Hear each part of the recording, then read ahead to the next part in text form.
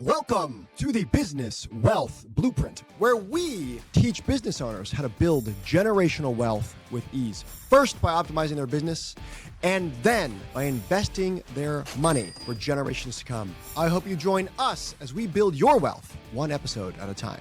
Welcome back to the Business Wealth Blueprint, formerly Small Biz Rescue. We are in the high-tech sector of Dublin in the EU in Ireland. And I'm joined by a fractional chief AI officer, Patrick Byrne. Patrick, welcome to the show. Thank you very much, Hugh. Tell us a little bit about yourself. Cheers. Cheers. Of course, we have to have Guinness because there's a brewed like 200 meters from here. Yeah. My name is Patrick Byrne. I help business owners implement AI. And as you said, I do that through a means of chief AI officer in a fractionalized sense. So we work with businesses on a part-time basis where we implement AI where they maybe wouldn't be able to afford to pay for a full-time chief AI implementation officer. So we do it in this kind of way, similar to how some businesses operate or offer the service of a fractionalized CFO. That's essentially what we do. So you're not going to get hired by someone as a part-time worker. You run a company, and that company provides a service.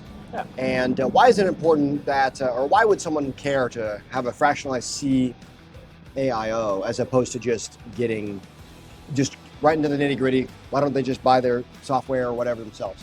Yeah, absolutely. So AI, as everybody knows, is changing so fast at the moment that if you're somebody who just, every now and again, you look at some AI stuff and you think about it, in a kind of a secondary sense, it's not really your sole priority, you're not really going to be able to keep up with the trends. And you're not going to understand the complexity of what's involved in implementing AI systems with the perspective of building systems that develop themselves over a 5-10 year period. So what we do is we help businesses come up with the plan for how they're going to actually implement these systems by taking into account all the things that we know are going to happen in the AI space over the next 3 to 5 years. Real quick, before we get too much further, can you kind of explain to, the listeners who don't know, or they hear it, right? It's this big buzzword now. What is AI versus what's automation? How does it actually matter versus like what people are saying, oh, now with AI, right? Everything seems like it's going that way. Yeah. And what does it mean? Why do you care? Why should they care? Yeah, absolutely. So when you talk about AI is really just a subsection of computer science. So what AI is it's kind of broken down into a few different sections. So you've got like generative AI, you've got robotics, you've got like natural language processing, you've got machine learning, and they've all got different benefits, different use cases, and they all kind of come together under the umbrella of AI. So when you're talking about robotics, for example, anyone who works in the manufacturing industry will have seen robotics in action. Robotics can range from very simple robots that just have, a pick and place function, all the way to humanoid robots like what Elon Musk is doing with the Tesla Optimus bots. Okay. So then when you look at something like the Tesla Optimus bot, that's got like an actual brain in a way, kind of like a human. So it's able to really think for itself and change its operations based on environmental factors. Okay. If you've got something like a standard pick and place robot, it knows that it goes here and it moves stuff here. And that's all it does. And it's really not able to think and change. Right, that's more like an automation. You're just augmenting, a human would have had to make this versus make that. And I don't want to move away from manufacturing, but a lot of our listeners are a restaurant or a real estate business. We have a lot of realtors. So how is that useful? I mean, now for the lay person, AI is being shoved down our throats. Can Absolutely. you tell us some major ones that we might use? And then also, why don't we just use the free variant or the $20 variant? Why would we need something like you? So. Yeah, absolutely. So to touch on first what you said in terms of, yes, absolutely, AI fits across almost every industry to some degree. And it's really about like what capacity do you want to use AI in? So if you were a restaurant owner, you may use AI in your booking process or, in answering questions from customers on your website about some of the things that you offer. Maybe for example, somebody comes onto the website, they don't really know what they're looking for. you can answer some questions, you can point them around and help them find what they're looking for. It's also really good for collecting leads. So if somebody does come onto your website and they ask some questions, you can always, collect their email and then tell them that you're going to get back to them. So once you do that, you've now got an extra person on your lead list who you can now target with promotions using some sort of automated email campaign. And then you might end up getting more customers come in that way. What's the difference between automation and AI? Because it sounds a lot like automation, but it's not. Can you kind of plainly give some examples so people aren't swindled? That'd be helpful. And then, Yeah, so when you're talking automation versus AI, it really comes down to that natural language processing side of things. From the perspective of when you're looking at... For the layperson, that'd be like ChatGPT. Yeah, exactly. So it's the ability for AI to understand what you're talking about versus automation, which will be more like keyword search. So when I go back to that thing that we just mentioned about the website chatbot, there will be large parts of that are just automation. So for example, when somebody gives you their email address and then you push emails to them, that is automation. But answering their question when it's not necessarily just answering an FAQ will be AI. Where that comes in is previously you may have had a section of FAQs on your website. Somebody comes in, they see what those FAQs are and they go, oh, but this doesn't really answer any of my questions. So instead of that, you can have your AI system have a knowledge base where you go onto the website, you talk to the chatbot and you ask it questions. It'll pick up based on what you said, the intent of your question, not necessarily just the keywords you use. Yeah. And that stops it from answering incorrectly in many cases because it understands all of those words that you've used together rather than what those words are individually. Yeah. And that's essentially what AI does when you talk about natural language processing. It looks at every word in the sentence, gives them a weight, and then formulates an answer based on that. And that's what AI is really doing. It's weighting its answers and weighting the words in the answer based on the probability of each word being the next word. So AI is really just interpreting what the next word is in a sentence rather than coming up with all of this information itself. So if a business owner were to use this, what would that end up being? It'd be like, okay, basically like Gen 1 intelligence would just be, hey, here's your knowledge repository. Someone's like, okay, this could really help someone that's going to be like what you just described, a chatbot instead of the FAQs. If you have a customer service team that's inundated with calls where people are asking the same 15 or 20 questions. Absolutely. In the past, you have, or businesses have, created an FAQ page. Yes. Now, it's as if someone has to learn all of that and then get really versed with answering questions, overcoming it. You can just train the AI once, and that will actually do the thinking-ish for you. And then that will probably get 80-90% of the time closer. Yeah. And then you can probably also train it beyond that. So as people are coming in, you're still getting customer service calls because the answers aren't quite right. It'll eventually train itself to get the right answers, or you can retrain it, right? So it's really cutting down that right, your customer service people or your staff, who a lot of small businesses don't have customer service people. You're just inundated with questions, the time's completely being wasted. Yeah. And so this can free up all that time for the people that you were already paying to do a higher value task, is that right? Absolutely, yeah. So, and that's the thing that you really touched on is something that's really important. It's that this is a system that will improve over time. And this is something where, as you said earlier, like, why wouldn't you just implement this yourself? And why wouldn't you use somebody who thinks about this, who uses this stuff all the time, who creates these systems? If somebody was to just implement this themselves and they don't really look into how this works and they don't really look into all of the ways that you can improve this over time, they may have to go and manually figure out what are the questions that this needs to be updated with. So they're going to go and like search through transcripts and they're going to find, oh, it didn't answer this question, or all these sorts of things. But what you can do if you kind of understand how to set these up is you can go in and set triggers. So for example, if the bot doesn't know the answer to a question, you can collect that person's lead information. You can forward that question to somebody who can get back to that person on your company's behalf. And then that answer that they give to that person can be automatically brought into the chatbot. So the next time somebody answers that question, you've got an answer. And that kind of automating that process of improving the intelligence of the chatbot is how you go from, what will probably be quite a basic, simple system at the start where you maybe don't have that much information for building that knowledge base, to where you can over time start to answer any question that a customer has ever asked. So you may have to answer the question once, but you'll never have to answer it again. So an interesting thing, so we were talking offline, we're not going to name the name of the company, but this gentleman bought his company from his father 4 years ago, and it's a really, really old company.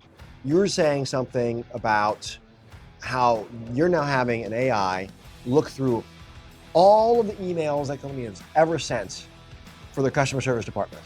Is that right? Can you tell us a little bit about like how that's going to help them and why? Yeah. Because I think that's a really tangible example we can give. Yeah, absolutely. So this, as you said, it's a manufacturing company. They've been around for 50 years or so. They've got email inboxes that go back maybe 10 or 15 years on archives. This is specifically Good on for... them, first off. I know. Good on them that they have all that. They must have saw this coming, because they made sure to archive everything. And I know there's some laws in place around how long you need to keep stuff, but it's definitely not 15 years. So it's great that they have it. It's better for me because it means I've got more data. But anyway, these emails are related to the service department. They have a very complicated product that they sell, and that product can stay in service in the field for 30, 40 years at a time. Oftentimes, their service department may have never worked on one of these machines before. They may have no idea. What you're saying is everyone who used to work on that company that built that machine is now retired or moved on or dead. Absolutely. Because it was made so long ago that no one in the company has any historical data of it. Yeah. Okay, so that's what you're saying. And now they're able to go back in time and basically get that info? We're able to extract the knowledge from people who answered these questions 5, 10, 15 years ago and bring that into an intelligent AI system that can help their current service department find answers to these questions. Right. So, if you look at... That's a big deal. Yeah. That's a big deal. It really is. Okay, so now you say that this is their customer service department. A lot of people are like, well, that's great and all, but I need to make money. Yeah. Could that be applied on the front end for the sales or marketing side of things? I mean, what would that look like? Yeah, absolutely. So you take like every sales transaction you've ever had in your company, basically? Yeah, what you could do is you could look at, this is what we're looking at initially is the service inbox, but you could start to look at your sales inboxes, and you could also start looking at, previous customers in your CRM. You could start to use, on the sales inbox side of things, you could start to understand what type of customer is the most likely person for us to close.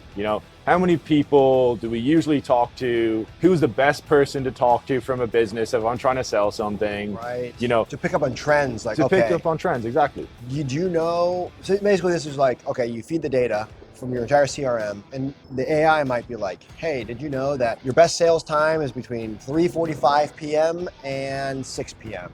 on Thursdays? Or, your average avatar, highest profit avatar is, a male, age 42, that makes this much income. Yeah. Like you're talking about those things. And then, and here's how you target and sell to them. Exactly. It's about, 1, finding your avatar, 2, targeting your avatar, and then 3 is like understanding them, because you understand what makes them buy, why they bought, did they like the product, and it really helps you to understand how you can best serve your customer.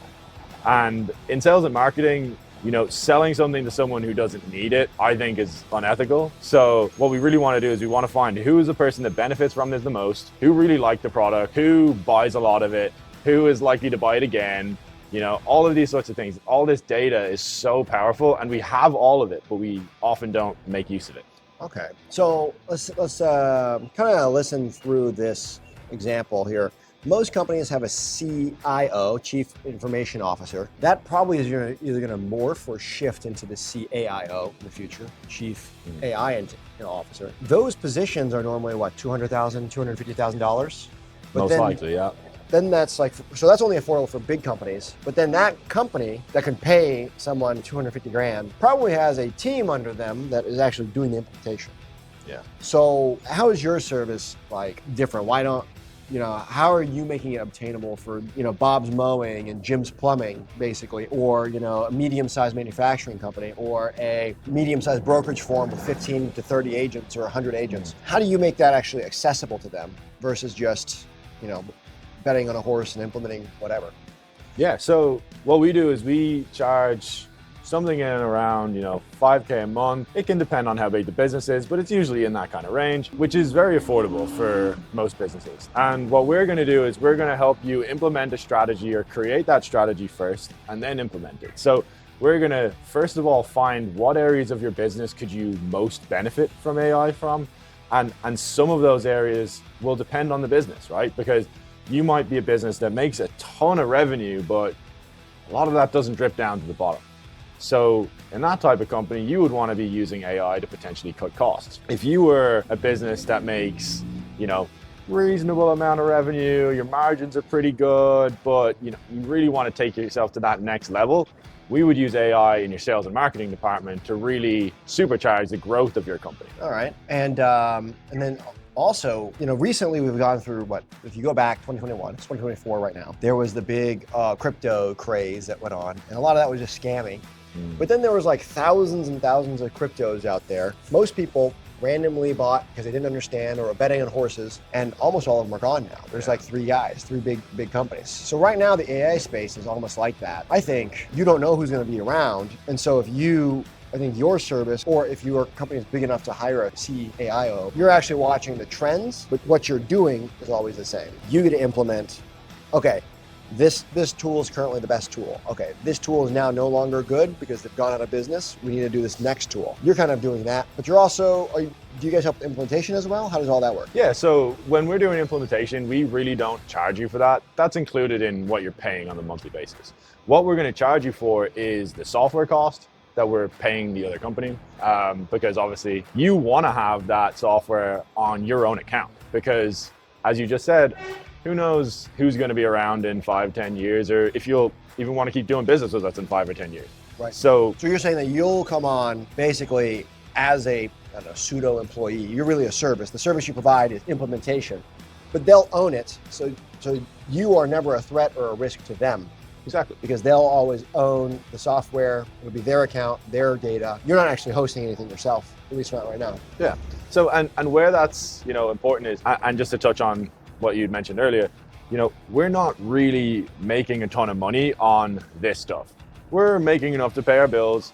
Where we really make money is by making you money, because what we do is a part of our process is, we will figure out some sort of targets, and when we reach those targets, then we'll take a percentage of whatever benefit we've given to you. And that's usually a small percentage. That's like 5 or 10% of whatever benefit we get you, and this is all agreed in the contract. So this is like win-win stuff. So you're saying you're charging a management fee, a service fee, that's basically for baseline work to exist. Yeah.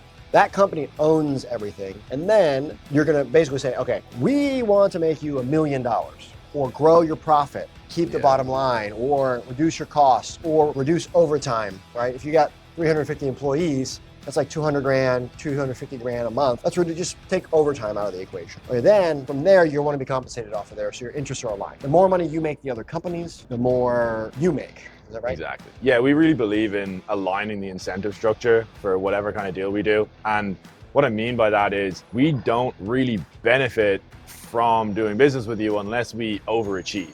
And that means that you can trust that we're doing our best to fulfill whatever it is that we're doing for you. And we really want to stay on long-term with our clients. That's a really big part of what we do, is we don't want short-term deals. We want long-term deals with long-term clients. And we don't want a ton of clients either. We want to offer a very custom service where we're in with your team. We're talking to them on a weekly basis.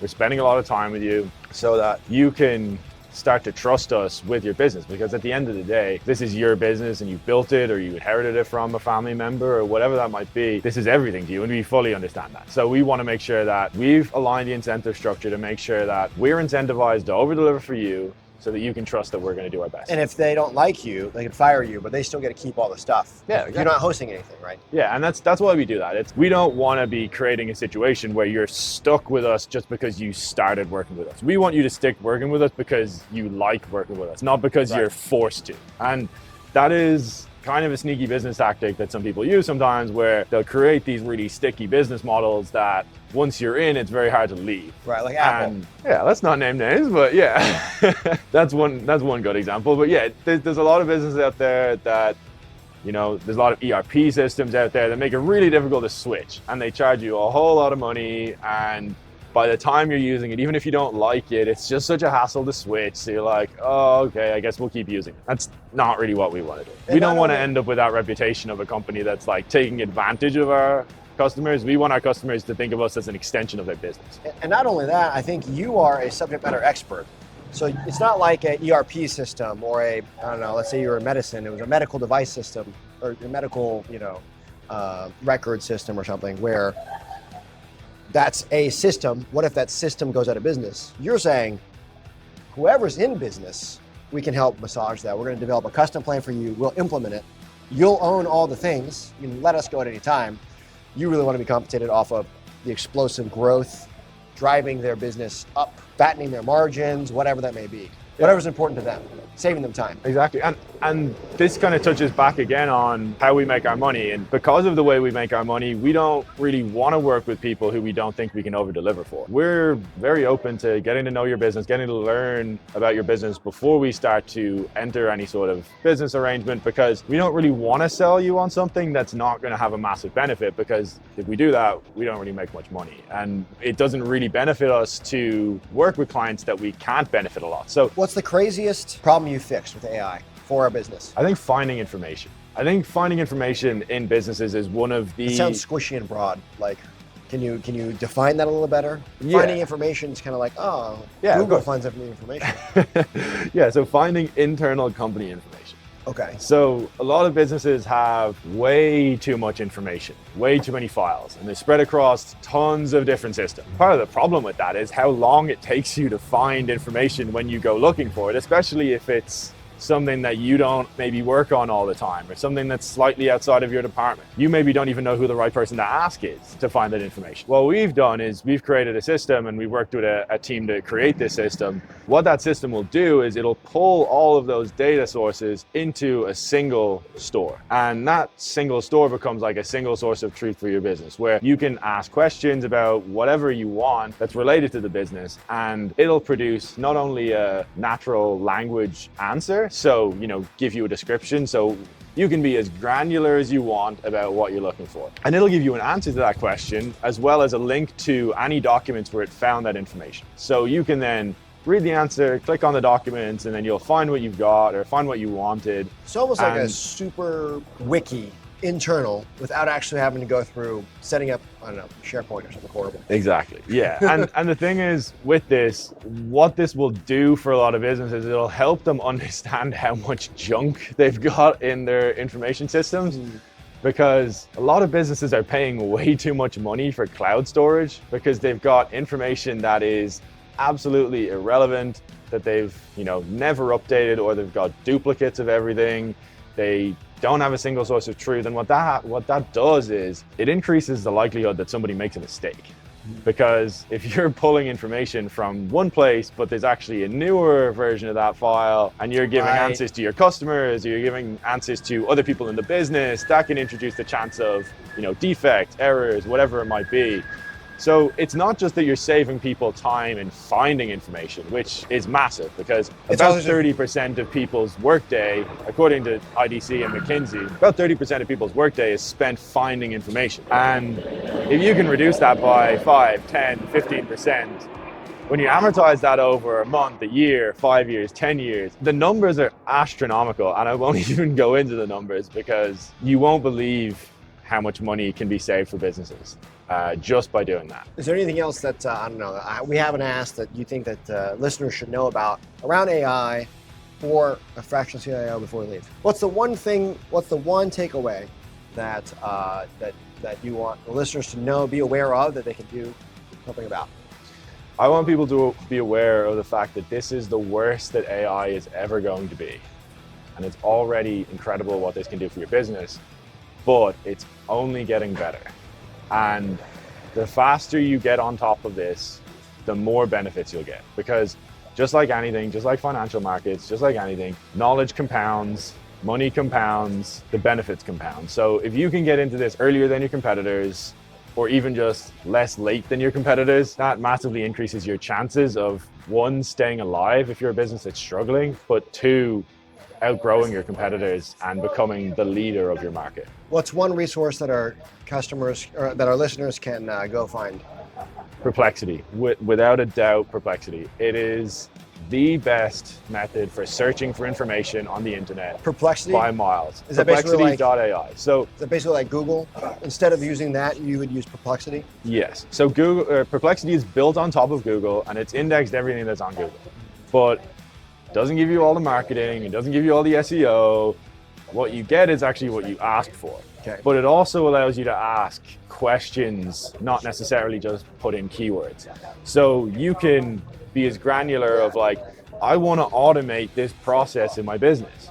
And it'll search through all of the information on the internet, whether that's, forums, articles people have written, FAQ documentation, API documentation, and it will find an answer and put that together for you in natural language. No, it's not correct all of the time, but this gets me 90% of the way to the problem that I'm trying to solve in a fraction of the time that it used to take me to solve problems. Wow. So okay. I would recommend that anyone who's still using Google, use Perplexity instead. It'll change everything. Last one is, where can our listeners find out more about you? Yeah, so best place right now would be go to my LinkedIn profile, which we'll link in the description, which will be Patrick Byrne. You can also check out my very new YouTube channel, which I just started, which is Fractional CAIO. And yeah, they're probably the two best places for me right now. I'm gonna Well, links below to the descriptions. And Patrick, thank you very much for joining us. Thank you very much, Hugh. Appreciate it. Thanks so much for sticking around to watch. Please help us by watching this next video.